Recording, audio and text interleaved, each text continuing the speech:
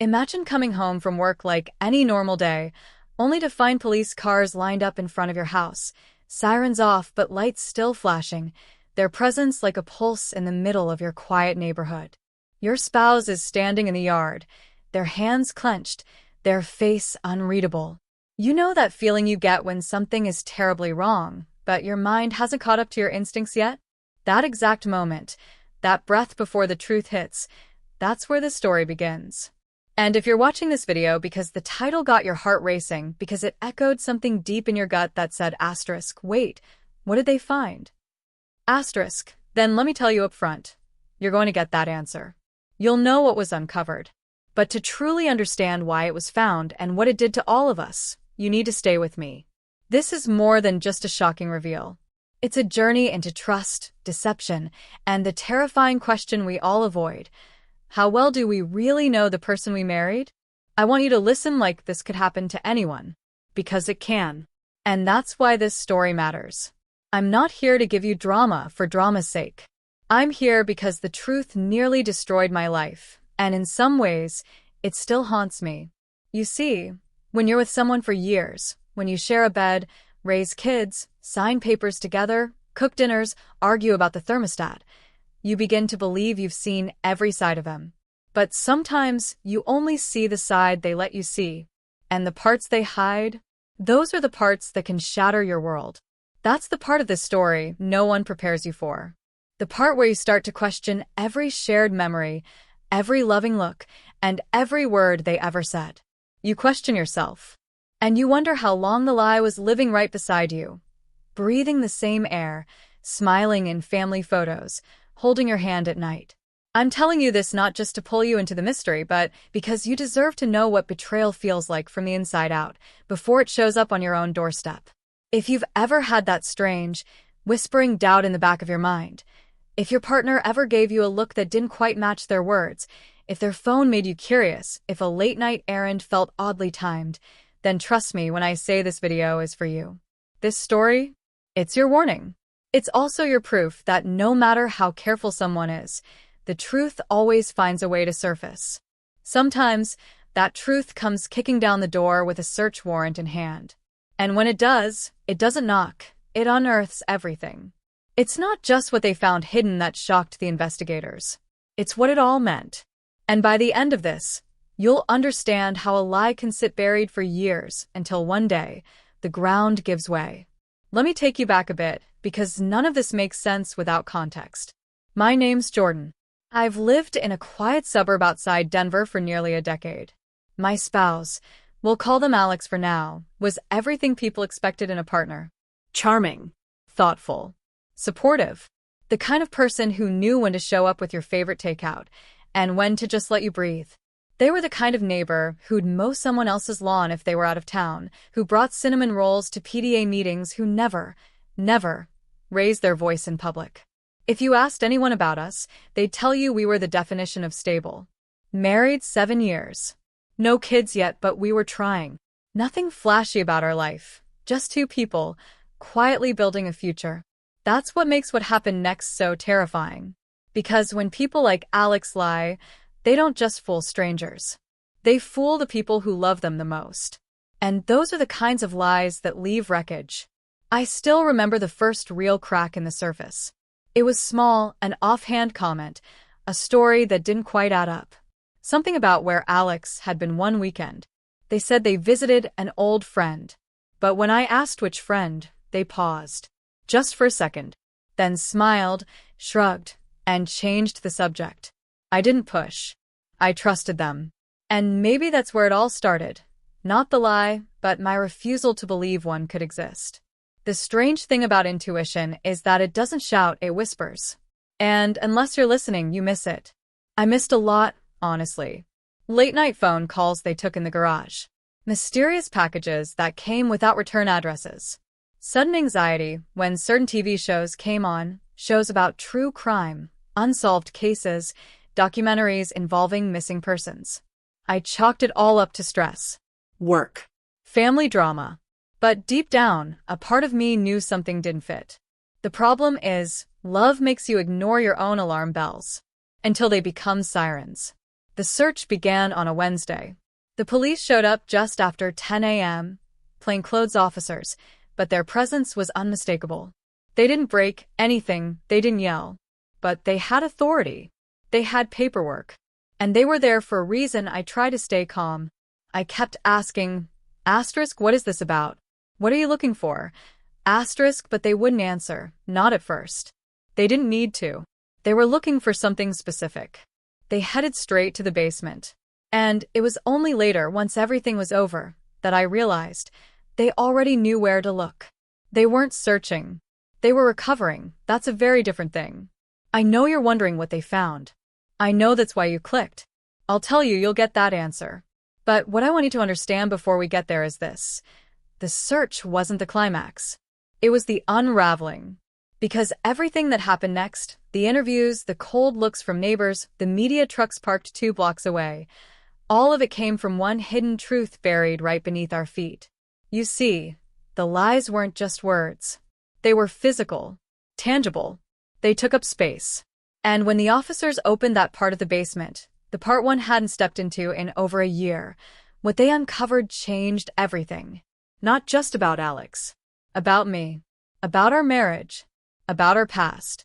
And maybe even about the future we thought we were building together. I hadn't stepped into that part of the basement in a long time, not because I was avoiding anything, but because, in a house like ours, some corners just become forgotten. We kept old furniture down there, boxes of outdated tech, leftover tiles from a kitchen remodel we never finished, even a few crates that belonged to Alex from before we met. I remember once asking what was in those crates, just in passing.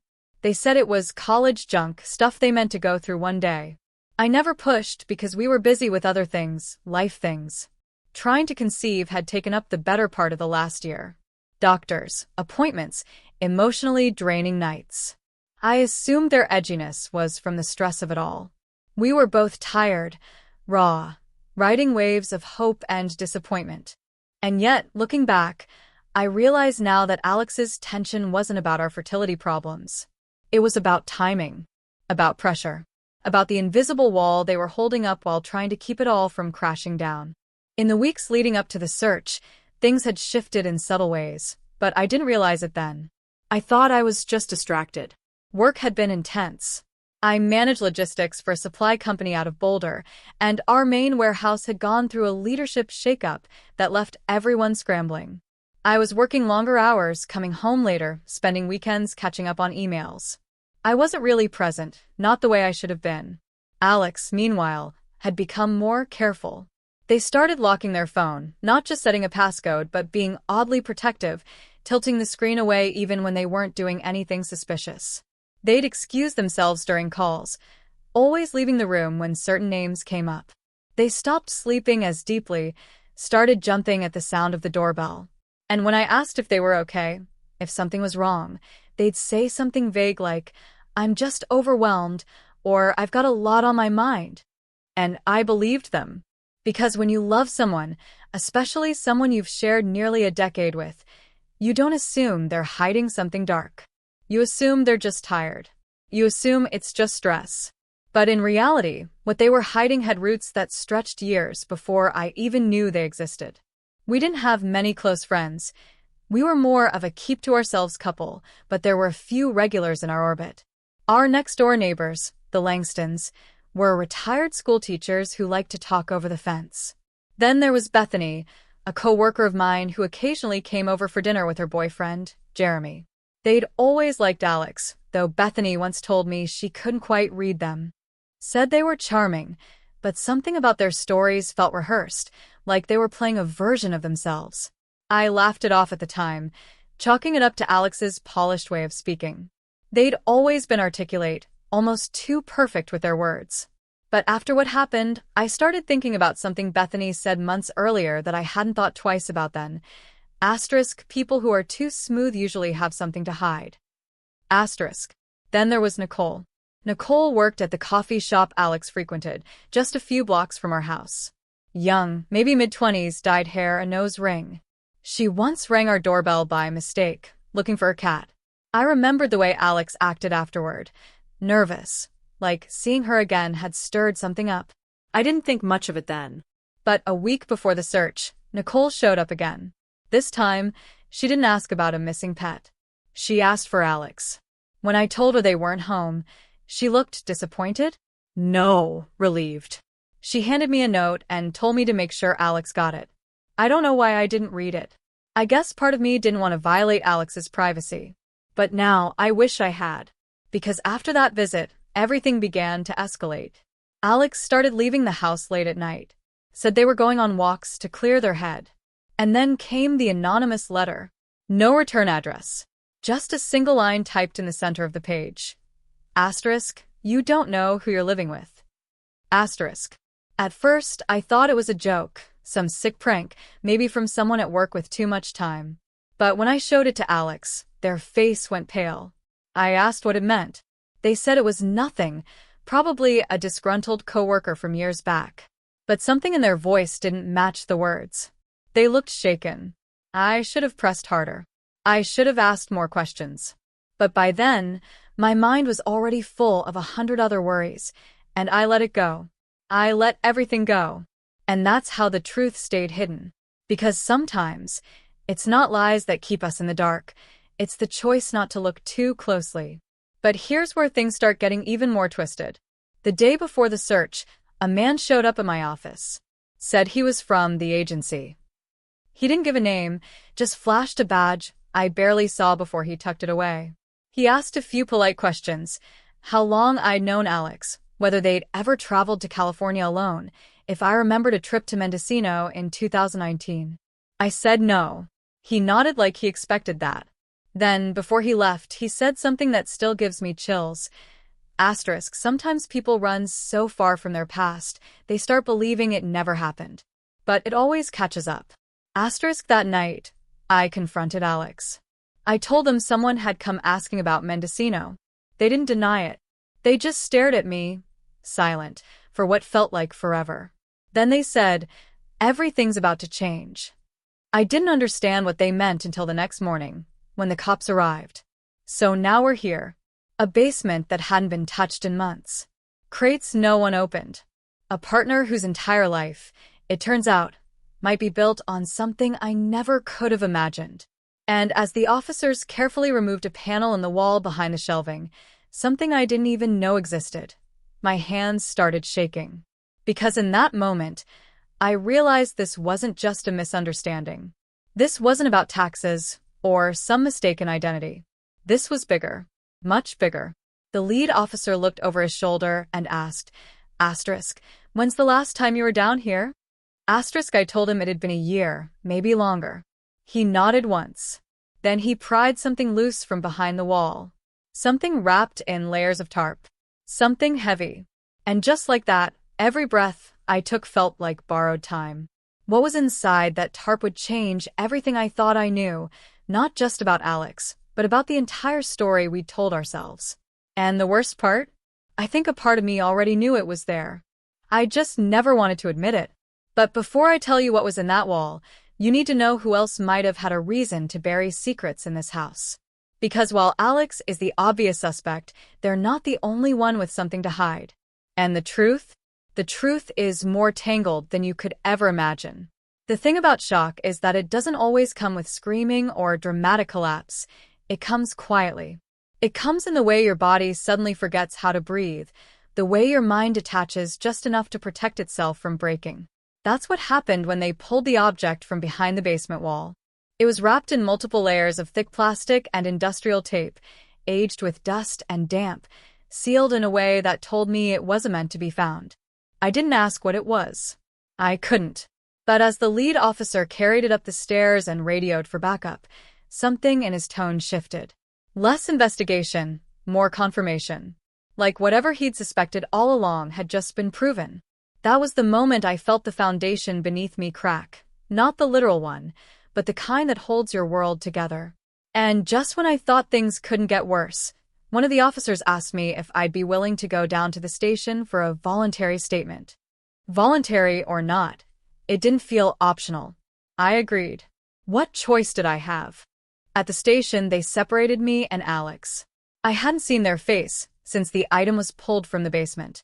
I kept trying to convince myself that it wasn't what it looked like. Maybe it was old furniture or something they hid years ago and forgot. But when they brought me into the interrogation room and showed me the photograph, all the wishful thinking drained from my chest. It was a missing persons report. A young woman, early 20s, vanished from Mendocino in 2019, the exact year that agent had asked me about. Her name was Rachel Harrow. She was last seen leaving a wellness retreat on the coast, never made it to her car. The photo they showed me was grainy, taken from a security camera outside a local grocery store. And standing behind her, only partially in frame, was someone who looked eerily like Alex. Not exactly, just close enough that it made my stomach twist. When I asked them outright if it was Alex, the officer just raised an eyebrow and said, "Asterisk, you tell me." Asterisk. And then, just when I thought I'd be able to start piecing this all together, when I needed clarity more than ever, something critical vanished. The tarp-wrapped object that had been taken into evidence. It went missing. Not lost. Not misplaced. Gone. According to the officer I later spoke to, it was logged, tagged, and secured, but somewhere between the basement and the evidence room, it disappeared. No paper trail. No witnesses. Just gone. And with it, the one thing that could have confirmed what was really happening. I wanted to scream. I wanted to demand answers. But everyone acted like it was a mistake. An administrative error. These things happen, someone said. But they don't, not like this. Not when that evidence could have connected Alex to a cold case. Someone had intervened. Someone had buried the truth again. And that's when I realized I wasn't just dealing with a liar. I was dealing with a cover-up. When I got home that night, I found the house quiet, too quiet. Alex had been taken in for questioning, but released on some kind of technicality. Their official explanation was that the contents of the tarp were inconclusive, pending forensic review. But there was no review without the object. So the investigation, at least for now, had hit a wall. Alex stood in the kitchen when I walked in, arms crossed, eyes low. I didn't say anything. I just stared at them, waiting for something, an apology, a confession, anything. But all they said was, "I told you the past doesn't stay buried." And then they went upstairs. That night, I couldn't sleep. I stayed on the couch, staring at the ceiling, my thoughts circling back to the note Nicole had given me. The one I'd handed to Alex without reading. Why hadn't I kept a copy? Why hadn't I even glanced at it? The next morning, I went to the coffee shop hoping to find Nicole, but the place was closed. Not permanently, just for the day. A handwritten sign taped to the glass said, asterisk, closed for family emergency. Asterisk, I asked the owner if Nicole was okay, and he just shook his head and said she'd quit 2 days earlier. Moved out of town. No forwarding address. Just like that, another potential lead vanished into thin air. I started digging. I combed through old files, emails, bank statements, even old photos. That's when I found something strange. In an old vacation folder from 2019, a trip Alex and I took to Arizona, I found a photo that made my blood run cold. We were smiling in front of a canyon trail, arms wrapped around each other. But just behind us, in the blurry background, was a woman who looked exactly like Rachel Harrow. It couldn't be her. She was supposed to have disappeared in California that same week. But I zoomed in, enhanced the image, and there she was, same eyes, same nose, same necklace as the one shown in her missing persons file. The date on the photo matched the timeline. She wasn't just missing. She had been with us. I took the photo to the police. They barely blinked. Said without stronger proof, it could be anyone. A coincidence. A look-alike. They asked how I'd obtained the image and whether it had been altered. Their tone shifted from helpful to suspicious, as if now I was the one acting out of line. I left feeling more lost than ever, like every answer was just another misdirection. Like someone didn't want me to find the truth. And the worst part? I started suspecting that someone wasn't just outside my circle. They might be inside it. Then came the email. No sender address. Just a subject line. Asterisk, stop digging.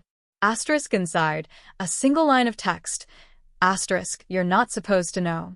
Asterisk, no signature. No threats. Just that. It hit me harder than any scream ever could. Because if someone was watching me close enough to know I'd found the photo, to know I'd gone to the police, then this wasn't just a domestic mystery. It was something else. Something bigger. Something connected to people with reach. Now I didn't know who to trust. Alex obviously had lied. But what about the officers? What about Nicole? And what about the man who came to my office pretending to be from an agency? What agency? Why no badge number? Why did he disappear as suddenly as he arrived? And then, something even stranger happened. I checked my phone for the vacation photos again, but the folder was gone. Deleted. Not just missing. Asterisk scrubbed. Asterisk someone had accessed my cloud account and wiped the entire album. That's when I realized I wasn't just a bystander anymore. I was a target, not for violence, but for silence. And just when I started to think I was piecing it all together, I got a call from someone I hadn't spoken to in years, Alex's ex, Lindsay. We'd never been close. She lived out of state, and Alex had always brushed off their past, calling it toxic and better forgotten. But Lindsay's voice on the phone was trembling. She said she'd heard what was happening, seen the police reports online. And then she said, asterisk, you need to listen to me. What you found in the basement. It's not the only thing. There's another place. Another property. Asterisk. And then, right before she could say more, the call cut off. No click. No static. Just silence. And suddenly I knew I wasn't just dealing with one lie. I was standing at the edge of a story that went deeper than I ever imagined. And someone out there was trying very hard to keep me from reaching the bottom. The silence after Lindsay's call wasn't just unsettling, it was paralyzing. I sat there with the phone still pressed to my ear long after the line had gone dead, trying to make sense of what I'd just heard. Another property. The words echoed like thunder in my chest. I had never heard Alex mention owning or being connected to any other place besides our house. We weren't wealthy. Our finances were tight, especially with the medical bills we'd been piling up. The idea that there could be another location tied to them, possibly harboring more secrets, made my skin crawl. And what was Lindsay about to say before the call was cut? Was it accidental? Or had someone silenced her on purpose? My mind spun with questions, each more disturbing than the last. And deep down, the most terrifying part was that I couldn't shake the feeling that every single step I took toward the truth was being watched. The very next morning, I got a text from Bethany, my coworker, and one of the few people I still trusted. She asked if I was free to talk, and said she had something strange to show me. I met her at a diner not far from our office, and when I slid into the booth across from her, I could tell right away something was off. She looked pale, sleep-deprived, her usual confidence replaced by something much darker. She didn't waste time. She pulled out her phone and showed me a message she'd received the night before, around the same time Lindsay's call had dropped. It was the same as mine. Asterisk, stop digging. You're not supposed to know. Asterisk, except hers had a second line I hadn't seen. Asterisk, this doesn't concern you yet. Asterisk, we stared at the screen together in silence, the implications hitting both of us at once. Someone was expanding their reach. It wasn't just me they were monitoring now. It was anyone remotely close to me. Anyone who might start asking questions. Anyone who could help me connect the dots. Bethany admitted she had gone back through her texts and emails, trying to find anything strange involving Alex, especially from when we all used to hang out more. She found an old email from nearly a year ago, back when she'd invited us to her lake house for a weekend getaway. We declined, saying Alex had caught the flu. But according to the email chain, Alex had sent her a reply I never knew about. It simply said, asterisk, thanks for the invite. I'll actually be nearby that weekend anyway. Maybe we'll swing by. Asterisk, Bethany had forgotten about it until now. We never showed up that weekend, and I'd never known Alex was planning to be nearby. What did that even mean? More importantly, why lie to me about it? That weekend just happened to coincide with the last known sighting of Rachel Harrow. The coincidence was no longer one I could ignore. Bethany's hands were shaking as she scrolled through her inbox, searching for more. But she stopped cold when she noticed something that hadn't been there before, a message marked as unread, dated weeks ago, but she swore she'd never seen it. It had no subject, no sender. Inside, just one phrase, asterisk, he doesn't know what she did. Asterisk. We sat there, frozen. The message made no sense. Was it about me? About Alex? About someone else entirely? The ambiguity was deliberate, and that made it worse. Whoever was behind this wasn't just trying to scare us. They were trying to confuse us, redirect our thoughts, pull us into a web of misdirection. And it was working. Because now I wasn't sure who he was, or who she was, or what it was I was supposedly blind to. Was I the he? Was Alex the she? Or was this about someone else entirely, someone we hadn't even thought to suspect? As I drove home, my head pounding from the overload of half-truths and open-ended threats, I made a detour. I went by the Langstons' house, our retired neighbors who'd always seemed overly interested in our lives. I remembered something odd from months ago, a casual moment that now felt layered with hidden meaning. One evening, I'd caught Mr. Langston standing near our fence with a pair of binoculars. When I asked what he was looking at, he laughed and said he was just checking the bird migration. At the time, I believed him. But now? I wasn't so sure. When I knocked on their door, Mrs. Langston answered with that familiar forced smile and tight-lipped politeness. I asked her if she'd seen anything unusual during the police search last week. She hesitated, just for a moment, before shaking her head and saying, "We keep to ourselves." But as I turned to leave, she added, almost too softly, "You shouldn't trust the ones who seem the most helpful." I turned back to ask her what she meant, but the door was already shut. Back at home, I went into the basement again, standing in the space where everything had unraveled. I scanned the walls, the floor, the air itself, for any clue I might have missed. That's when I noticed a faint mark on the concrete near where the crate had been pulled. A symbol. It looked like an uppercase A with a line through it, barely etched, almost like it had been carved quickly in a moment of panic. I'd never seen it before. It didn't make sense. But when I Googled the image, something odd popped up, an old insignia used by a now-defunct group tied to survivalist enclaves in Northern California. Fringe communities. Off-the-grid types. The kind of places where people went when they didn't want to be found. And suddenly, I remembered something Alex had said years ago during an argument. Asterisk, not everyone has the luxury of starting over legally. Asterisk, I'd brushed it off as melodrama. But now it was taking on a different meaning. I tried calling Lindsay again, but her number was no longer in service. I reached out through social media, but her profiles were gone. Scrubbed clean. Like she'd never existed. I even tried to trace old photos, comments, posts, nothing. And then, just as I was beginning to wonder if I'd imagined her involvement at all, an envelope arrived at my doorstep with no return address. Inside, a single photo, blurry and grainy but unmistakable. It was of a cabin, remote, surrounded by woods. And standing at the edge of the clearing was someone who looked like Alex, only younger. Their hair was longer. They were dressed differently. But the eyes, those were unmistakable. On the back of the photo, someone had written in pen, asterisk, it started here, asterisk. I stared at that photo until the sun went down, unable to move. I didn't know where that cabin was. I didn't know who sent the envelope. But whoever it was, they wanted me to keep going, and at the same time, they were warning me.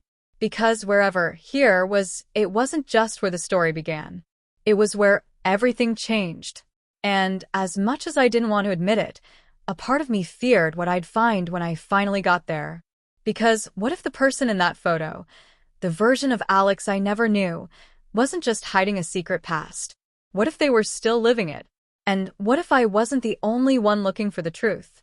Because now, I wasn't sure if I was the one chasing the truth, or if the truth had already started chasing me. I never thought I'd reach a point where stepping outside my own front door would make my chest tighten with fear. But after that photo arrived, the one of the cabin, the cryptic message scribbled on the back, I began to feel it. A kind of tension I couldn't shake. Like I'd crossed an invisible line and couldn't go back. I kept the photo tucked inside a book on my nightstand, away from curious eyes, away even from myself most of the time. But I found myself pulling it out late at night, tracing the outline of the cabin with my thumb, imagining what might be inside, who might be waiting there. Part of me wanted to burn it. Another part of me felt like it was the only thread I had left to follow. And in those hours between midnight and dawn, I started wondering if maybe the worst part wasn't what I might find, but what I might become trying to find it. The change started small. At first, it was just a car. A black SUV with tinted windows that I saw parked across the street from my house. It wasn't always there, but I noticed it more frequently, early mornings, late evenings, always empty when I got close enough to check. At first, I tried to rationalize it. Maybe it was someone visiting a neighbor, maybe just a coincidence. But then it followed me. I caught it in my rearview mirror one night on the way home from work. It didn't tailgate or weave through traffic. It kept a steady distance, too careful, too aware. When I pulled into a gas station and parked, it passed by slowly, then circled the block and returned to park 2 cars down. I didn't even finish filling my tank. I got back in the car and drove straight to a crowded grocery store parking lot, heart pounding, hands gripping the wheel like a lifeline. I sat there for nearly an hour, waiting to see if it would show up again. It didn't. But the fear had already settled into my bones, and it didn't leave. The next day, Bethany didn't show up to work. She wasn't answering her phone, her messages, her social media, all silent. At first, everyone assumed she was sick or taking a mental health day. But I knew better. We had plans to meet that evening and go through her email archives, compare notes, see if there was any digital trail connecting Alex to the cabin in the photo. She was excited, nervous even. There was no way she would have just ghosted me. I called her boyfriend, Jeremy, but he hadn't heard from her either. Said she never came home the night before. I could hear the panic in his voice. I tried to stay calm for him, tried to say all the right things. Maybe she just needed space. Maybe she was overwhelmed. But inside, I was unraveling. Bethany wasn't the type to run. And after the message she got, after the second line warning her off, this didn't feel like coincidence. This felt like a pattern. Like someone was cleaning up loose ends. I went to the police again. I showed them the SUV footage from my doorbell cam, showed them the photo of the cabin, told them about Bethany's disappearance. But the officer I spoke to seemed distracted, politely indifferent. He took notes, nodded, promised to look into it, but I could see it in his eyes. I wasn't being taken seriously. Maybe they thought I was paranoid, unstable. Or maybe they were part of it. I couldn't tell anymore. That's what this mystery had done to me. It had made me doubt everything. My memories, my instincts, the people I'd once trusted without question. And most of all, myself. I left the station feeling more alone than I ever had in my life, the edges of my reality bending in ways I couldn't control. That night, I heard footsteps outside my window. Slow, deliberate, crunching against the gravel beside the side gate. I didn't move. I sat in the dark living room, the TV off, the lights dimmed. I waited. The footsteps stopped. Then a soft knock, barely a tap, on the window pane behind me. I spun around so fast, I nearly knocked over the lamp, but by the time I reached the curtains, there was no one there. Just darkness. I stepped outside with a flashlight, sweeping the beam across the yard, the fence, the trees beyond. Nothing. But when I returned to the house, I found something on the doorstep. A manila envelope, no markings. Inside, a single Polaroid photo. This one was different. It showed me, sitting at the diner with Bethany, the day we compared notes. The angle made it clear it had been taken from outside the window, across the street. Someone had been watching us the whole time. And on the back, another message. Asterisk, you're running out of people. Asterisk. That was the moment it hit me. I wasn't just uncovering secrets. I was threatening someone's control. Someone powerful. Someone willing to erase anything or anyone that got too close. And now they were warning me, directly. They wanted me to stop. But they also wanted me to know they were in control. That they saw me. That I was being watched, followed, counted. They were keeping a scorecard, and I was losing. Fast. My thoughts spiraled into dark corners I never wanted to explore. Had Alex always known this was coming? Was that what they meant when they said everything's about to change? Were they the mastermind behind it, or just a pawn in something bigger. Every detail of our marriage was now suspect. The way they avoided certain conversations, the hesitation when I mentioned Mendocino, their obsession with privacy, the crates in the basement, the lies that had unfolded like a slow bleed. And now, the mention of a second property, a hidden life, a past I never saw. I couldn't help but wonder how much of my life had been real, how much had been part of a long, careful performance. The paranoia sank deeper with every hour. I started leaving lights on all night. I kept my phone charged, my car gassed up. I even bought a burner phone and started documenting everything, storing files on separate hard drives, emailing backup copies to anonymous accounts I created. I didn't know what the end game was. I just knew I had to survive long enough to figure it out. And when I checked the news the next morning, my blood ran cold because Bethany's name had finally surfaced. Not in a missing persons report, not in an alert, but in an obituary. No cause of death listed. No details. Just a black and white headshot and a date range. I called Jeremy. No answer. I called again. Still nothing. That's when I realized I wasn't the one in control anymore. I was being shepherded, manipulated, possibly even framed. And the deeper I went, the more I realized this wasn't about Alex alone. This was something bigger. Something systemic. Something that didn't just span years, but generations. I looked at the photo of the cabin again. This time, I noticed something in the corner, a faint shape, almost hidden in the shadows. A second person. Watching. Barely visible. A silhouette that hadn't registered before.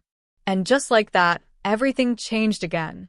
Because now I had to ask myself the one question I'd been avoiding since this all began. Asterisk, what if I'm not the one being hunted? What if I'm the one who has chosen to find the truth, because someone knew I'd be the only one willing to chase it? Asterisk.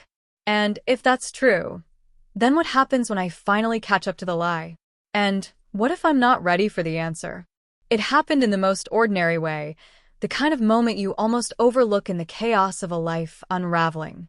I was in the garage, rummaging through old boxes I hadn't touched in years, hoping to find something, anything, that might connect Alex to the cabin or the disappearance of Bethany.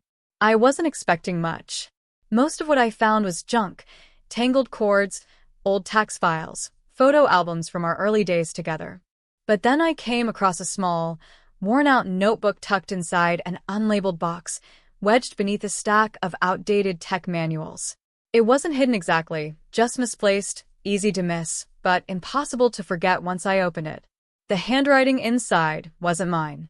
It wasn't Alex's either. It belonged to someone else entirely. And that's when I realized this notebook had never been meant for me to find. The first few pages were filled with cryptic notes, sketches of floor plans, times and dates with no context. But then on the fourth page, I saw something that stopped me cold. A list of names. All of them crossed out. All but one. And among the crossed-out names, Bethany's. The one still remaining? Mine. At the top of the page, in large capital letters, someone had written asterisk, candidate status, observing. Asterisk, I didn't know what it meant, not yet, but something shifted in my chest, a kind of sick clarity that made everything feel different. The break-in, the missing evidence, the Polaroid on the doorstep, all of it suddenly felt less like intimidation and more like documentation. I wasn't being warned off. I was being studied. Then, at the bottom of the notebook, buried under more chaotic scribbles, I saw something else. A name. One I hadn't heard in years, not since Alex and I first got married. Asterisk Marjorie Wakefield. Asterisk my mother. She died when I was in college. Car crash. Nothing suspicious. Nothing unresolved. Or at least, that's what I'd always believed. But there it was, her name, circled in red ink, followed by the word, asterisk asset. Asterisk, I flipped through the pages again, heart pounding, and that's when it hit me. This wasn't just about Alex. It wasn't just about me. It was about bloodlines, families, patterns. This notebook wasn't a journal. It was a ledger, a tracking record. I wasn't at the center of some spontaneous crime. I was part of a long-term plan. And then came the twist I never saw coming. Later that same night, as I sat in the kitchen, completely consumed by the implications of what I'd found, the front door opened. Not knocked. Opened. I froze.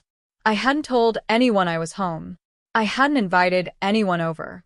But when I stepped into the foyer, I found Alex, calm, collected, and holding a second notebook, identical in size and color. Without saying a word, they placed it on the table and slid it toward me. "You were never supposed to see any of this," they said, voice steady, almost rehearsed. "But now that you have, I think you deserve the truth." I didn't move. I didn't speak. I couldn't. Alex continued. "I didn't lie to protect myself. I lied to protect you.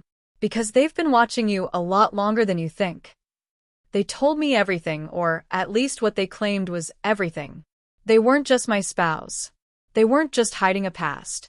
They were recruited years ago by a covert research initiative that wasn't part of any government database. It operated in the gray space between private funding and national interest, identifying individuals who exhibited a particular psychological profile: high empathy, pattern recognition, obsession with detail. People who, under the right stress, could solve mysteries no one else could. People like me. But this wasn't a recruitment. It was a test. A long-term behavioral experiment cloaked as a domestic life. The marriage, the house, the lies, even the search, it was all part of it. I was the variable. Alex was the observer. And every strange event over the past year, it was triggered on purpose to see how I'd react. I couldn't believe it. I didn't want to believe it. But when I opened the second notebook, I saw my own handwriting, copied. I saw transcripts of conversations I'd had in private. Surveillance logs. Reactions noted in clinical language. It wasn't just disturbing. It was dehumanizing. My pain, my confusion, my grief, it had all been reduced to data points. I demanded to know why. Why me? Why go this far? And that's when Alex said the words that flipped everything upside down. "Because your mother was the first one who passed the test." I stared at them, unable to process what they meant. They explained that Marjorie Wakefield had once been part of the same program, that her death wasn't an accident, but a forced termination when she tried to expose what was happening. She had begun pulling away, documenting things, trying to leave a trail. And that trail, they believed, led to me. That's why I was chosen. That's why Alex was embedded in my life. I wasn't just an experiment. I was a continuation of one. And now that I'd gotten this far, there was only one question left. What would I do next? I felt like the floor had opened up beneath me. The person I had loved for nearly a decade wasn't who they said they were. My mother's death wasn't what I thought. And the truth I had spent all this time chasing hadn't been hidden. It had been structured around me, like a trap disguised as a path. And the final, most devastating twist? The cabin in the photo. It wasn't a place of secrets. It was a facility. A remote station. The place where my mother had once been trained. And now it was active again. Waiting. For me. Before I could say anything, Alex stood up. "You have a choice. We can walk away. Burn the notebooks. Pretend this never happened. Or you can go to the cabin. But if you do, there's no turning back." Then they left. Just like that. I sat there, staring at both notebooks, heart hollow, mind fractured. And in that moment, I realized something terrifying. The real mystery wasn't what Alex had done. It was what I was about to do next. I drove through the night with no clear plan, only a destination: the cabin. The photo was still folded in my pocket, soft at the edges from how often I'd held it. I followed the highway for hours, then veered onto gravel roads that twisted deeper into the pines. The sky turned pale gray by the time I reached a rusted gate chained loosely around a rotting wooden post. There was no signage, no address, just that eerie familiarity from the photo. I got out, unlatched the gate, and drove the last mile on foot. My boots crunched over pine needles and wet dirt, the air cold with something more than just weather. I wasn't sure what I expected to find. A bunker? A hidden lab? A grave? But what I saw when I emerged from the trees stopped me dead. The cabin was real, just as in the photograph. But it wasn't abandoned.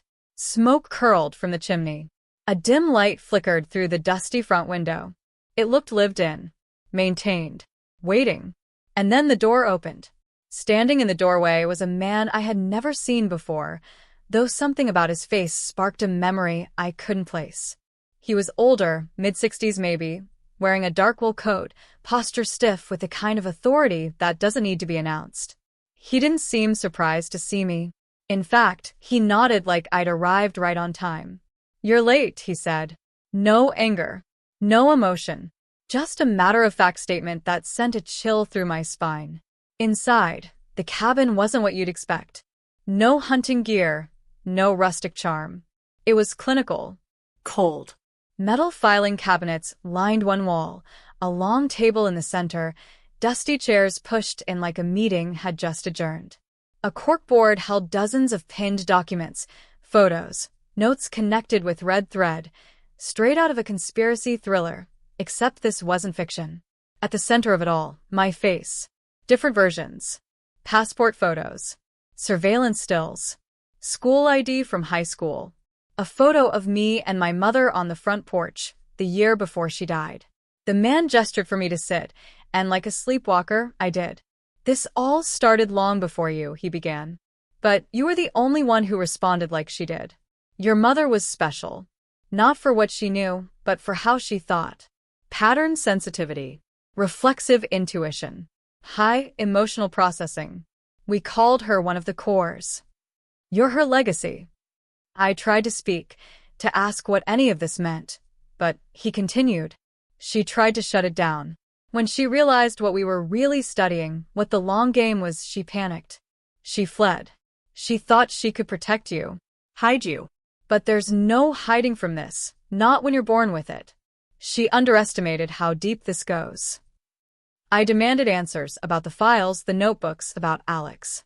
"Alex was your handler," the man confirmed. "But they broke protocol. They became emotionally attached. It happens. That's the flaw in every experiment. Human nature." He looked at me, and I could tell he wasn't asking for forgiveness or trust. He didn't care what I thought of any of it. He was telling me because it was time. You passed every phase. You solved puzzles we didn't even intend to test. You found the photo, connected the dots. You kept digging, even when we escalated the risk. Bethany was a test. The SUV. The threats. The notebooks. Every one of those layers was a filter. A gate. And you crossed all of them. I stood up, my heart racing. Why me? Why my life? Why destroy everything just to watch me unravel? The man walked to one of the filing cabinets and pulled out a single folder. Thick, worn, stamped confidential in red. He handed it to me. "Because you're not the only one. There are others. We've been building a map. And someone's trying to erase it." That's when everything shifted again. Because inside the folder wasn't more evidence of my past. It was a list of names. Dozens of them, with addresses, photos, and notes scribbled in the margins. Most of the faces were marked with a red X. But near the bottom, one name was circled in black ink. I stared at it for a long time, trying to process what I was seeing. Jeremy, Bethany's boyfriend. The one who had claimed she vanished without a trace. The one who never returned my calls. The one I'd assumed was grieving. But according to the file, Jeremy had never filed a missing persons report. He had never gone to the police. In fact, the report listed him as an embedded trigger. A failsafe. Someone planted close to the subject in case things got out of hand. If Bethany had dug too deep, and she had, Jeremy was the one meant to eliminate her. Not silence. Control. Suddenly, the entire narrative twisted again. Alex wasn't the only one who had been part of the program. Jeremy had been watching me too. And now, if I was right, he was still out there. Still active. Still working. I turned to the man, ready to demand more. But he held up his hand and said one final thing that made my blood run cold. "You think this was about you figuring it out. But it wasn't. The real test starts now. Because somewhere in that file is the next name. And if you don't get to them first, Jeremy will." I staggered back, the full weight of what he'd just said crashing down. This wasn't over. This wasn't closure. This was escalation. I hadn't reached the end of the story. I had unlocked the beginning of another. And then, before I could say anything more, the lights in the cabin flickered. A low buzzing filled the air. The man looked toward the window and said, almost to himself, "They found us." I turned toward the door, adrenaline flooding my chest. Because whoever they were, whoever had spent years orchestrating this experiment, had just arrived to erase the last trace of truth. And now I had a folder, a mission, and just one chance to disappear. Because the final twist? I wasn't the subject anymore. I was the observer. I wish I could tell you I walked away from all of this with answers neatly tucked into folders and tied off with a red string. That everything made sense, that justice was served, and that the ghosts I met along the way finally found peace. But the truth? The truth is heavier than that. It doesn't land like a final chapter. It drifts, clings, reshapes itself every time I think I've nailed it down. After the cabin, after the lights flickered and the stranger, who never even gave me his name, looked me in the eye and said, "They found us," everything unraveled fast. I grabbed the folder, bolted through the back door, and disappeared into the forest. I didn't look back, not once. I don't know what happened to the man, or if the cabin is even still standing. What I do know is that I drove until my tank ran dry, ditched my car near a lake upstate, and vanished. In the weeks that followed, I existed in the shadows. Cheap motels, late-night diners, burner phones that I swapped every couple days. I didn't trust anyone. I scanned every face in every crowd. I knew they were still watching, still tracking. Not because I was dangerous, but because I'd become unpredictable. That folder I'd taken from the cabin, it wasn't just names. It was a blueprint, the foundation of something much larger than any one person. A system built on control, surveillance, psychological manipulation disguised as science. What haunted me most wasn't what they did, it was how easily they got away with it. Hidden in plain sight. No criminal records. No paper trails. Just people living seemingly normal lives, each carrying a role they never even realized they'd been assigned. I tracked Jeremy to a suburban neighborhood outside Chicago. He was living under a different name, new job, a wife who looked like she didn't know a thing. I watched him for 3 days, trying to decide what to do. Turn him in? Expose him? But who would I turn him into? The police? The same ones who ignored Bethany's disappearance, who dismissed the SUV, the threats, the photos? I knew now the reach went far beyond what I could confront head-on. So instead, I left a copy of the file on his doorstep, my own message, "I know who you are. I know what you did. And I'm not going away." After that, I changed directions. I went underground, not because I was afraid, but because I finally understood that the fight wasn't out in the open. It wasn't something I could post about, shout into the void, or live stream for clicks. It was subtle, intentional, tactical. And if I wanted to expose them, the people behind the program, the architects of this experiment, I had to play the long game, just like they had. So I began tracking the other names in the folder, one by one, reaching out, subtly, carefully, planting doubt, leaving breadcrumbs, hoping that, like me, one of them would start pulling the thread and realize the life they were living wasn't entirely their own. Some ignored me. Some vanished. But one, just one, sent back a message. Not a call. Not a letter. Just a note taped to the back of a park bench I'd used as a drop spot. Asterisk, I remember the cabin. Asterisk. And that changed everything because it meant I wasn't alone. I wasn't the only one waking up. As for Alex, I haven't seen them since that night. I don't know if they're still watching me or if they've been pulled off the board altogether. Sometimes I dream about them.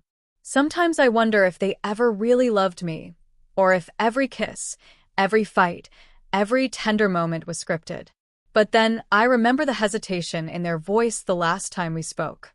The way they said, asterisk, you were never supposed to see any of this. Asterisk, there was guilt there. Pain. Maybe even regret. And maybe that's what keeps me from hating them completely. Because if they were born into the lie too, if they didn't choose it, then maybe, just maybe, they were a victim too. Just wearing a different mask. Now I live in the margins. off the grid. Watching, waiting, learning. I've become what they never expected, a variable they can't predict, a ripple in their data. And if you're still watching this video, still listening, then maybe you feel it too. Maybe something in your life hasn't added up. Maybe someone in your orbit isn't quite who they claim to be. And maybe you're beginning to ask the same question I did, the one that changed everything. What if your life was built to make you forget what you were truly capable of? You came here searching for answers. And maybe you got some. Maybe not. But now, you have something far more powerful than certainty. Now you have doubt. And once that takes root, once you start pulling the thread, there's no going back. Because the truth? It doesn't always set you free. Sometimes, it shows you the cage you've been living in all along. And the only way out is through.